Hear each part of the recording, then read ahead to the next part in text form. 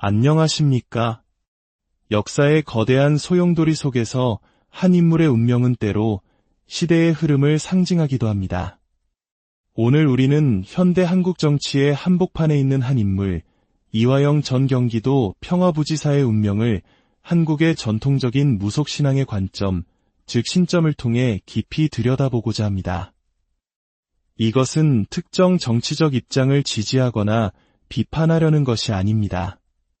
다만 격동의 시대를 살아가는 한 인간의 미래를 영적인 시선으로 어떻게 풀어내는지 그 문화적 현상을 탐구하는 시간이 될 것입니다. 지금부터 시작될 이야기가 여러분의 지적인 호기심과 삶에 대한 통찰에 작은 울림을 줄 수 있기를 바랍니다. 만약 저희의 이러한 탐구가 의미 있다고 생각하신다면 채널을 구독하고 이 영상을 공유해 주십시오. 여러분의 관심은 저희가 더 깊이 있는 이야기를 만들어 나가는데 가장 큰 힘이 됩니다.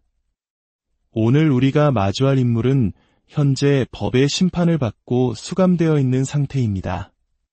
한때 경기도의 행정을 책임졌던 고위 공직자였지만 대북 송금 사건이라는 거대한 파도에 휩쓸려 지금은 차가운 감옥의 벽을 마주하고 있습니다. 세간의 관심은 그가 과연 이 사건의 최종 책임자인지 혹은 그 배후에 더 큰 권력이 존재하는지에 쏠려 있습니다. 영적인 세계의 눈으로 본 그의 운명은 어떤 모습일까요?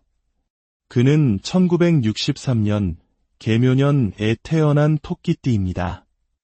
그의 사주팔자에는 본래부터 시끄러운 기운, 즉 평탄하지만은 않은 삶의 여정이 새겨져 있다고 합니다. 어떤 자리에 오르고 어떤 길을 걸어왔든 사람의 근본적인 운명은 정해진 그릇을 따라 흐르는 법입니다. 그의 운명은 마치 바람 앞에 놓인 촛불과 같아서 이리저리 흔들리며 안정을 찾기 어려운 형국입니다. 특히 지난 3에서 4년 전부터 그의 삶에는 것엔 운명의 바람이 불기 시작했습니다. 그 바람은 그를 현재의 자리, 즉 모든 것을 책임져야만 하는 고난의 한가운데로 몰아넣었습니다. 영적인 관점에서 볼 때 그는 지금 도간에 든 쥐와 같은 신세이며 진흙탕에 빠진 개처럼 스스로의 힘으로는 빠져나오기 어려운 절체절명의 위기에 처해 있습니다. 그가 저지른 과오가 분명히 존재하기에 그 대가를 치르는 것이겠지만 동시에 그가 짊어진 짐에는 본인의 모기상의 억울함이 상당 부분 섞여 있다고 합니다.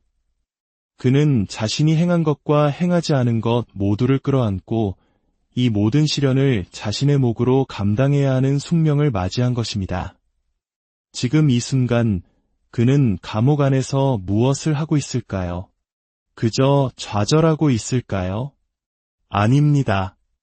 그는 이를 악물고 있다고 합니다. 앉았다 일어서기를 반복하고 속에서는 천불이 들끓어 오르내리는 극심한 심적 고통을 겪고 있습니다. 하지만 그 고통 속에서 그는 무언가 단단히 결심을 굳히고 있습니다. 그 결심이 무엇인지는 정확히 알 수 없으나 이대로 모든 것을 안고 무너지지는 않겠다는 독한 의지가 느껴집니다. 마침 그는 한국인이라면 누구나 한 번쯤 들어봤을 삼재, 즉 9년 주기로 돌아오는 3년간의 시련기를 지나고 있습니다. 올해가 바로 그 마지막 해인 날삼재에 해당합니다. 이 거친 시련의 끝에서 그는 과연 어떤 운명을 맞이하게 될까요?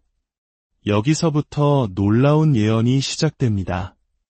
그는 주어진 형량을 모두 채우지 않을 것이라고 합니다.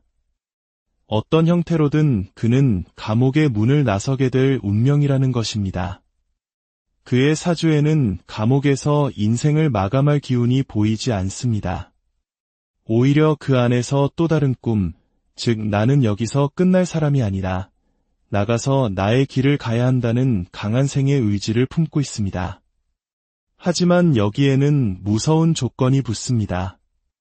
그의 출소는 반드시 정해진 시간 안에 이루어져야만 합니다.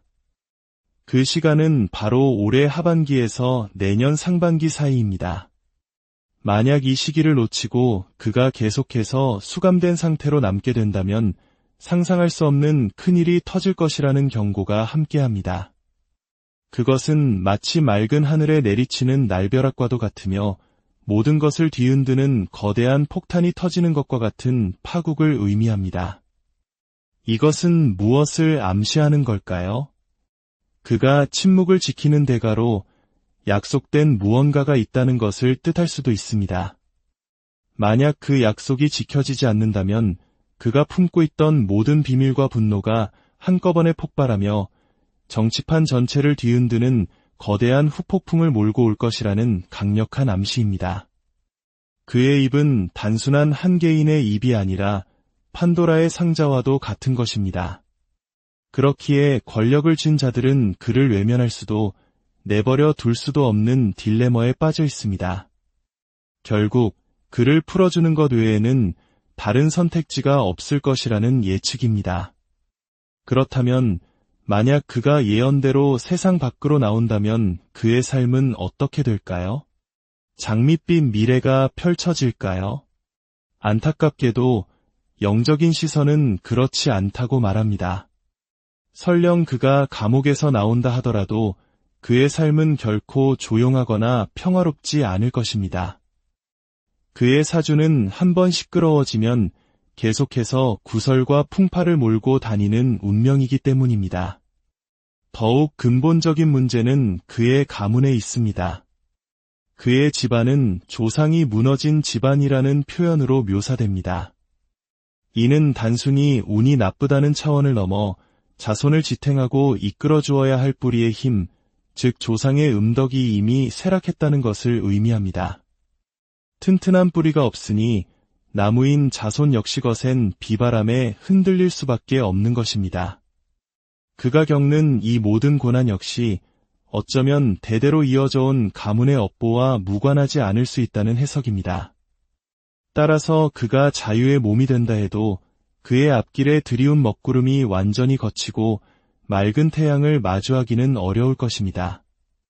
하나의 문제가 해결되면 또 다른 문제가 터져나오는 끊임없는 투쟁이 연속이 될 가능성이 높습니다. 그의 인생은 고요한 항해가 아닌 영원히 폭풍우 치는 바다를 떠도는 배와 같은 모습입니다. 오늘 우리는 한 정치인의 운명을 통해 사주와 신점이라는 한국의 독특한 문화적 프리즘을 들여다보았습니다. 예언이 현실이 될지 혹은 빗나갈지는 시간이 증명할 것입니다. 중요한 것은 결과가 아니라 우리가 이러한 이야기를 통해 혼란스러운 세상 속에서 인간의 운명과 시대의 흐름을 어떻게 이해하려 노력해왔는지를 되돌아보는 것입니다. 여러분은 이야기에서 무엇을 느끼셨습니까? 부디 여러분의 삶에는 늘 평안과 지혜의 빛이 함께하기를 기원하며 오늘의 이야기를 마치겠습니다. 감사합니다.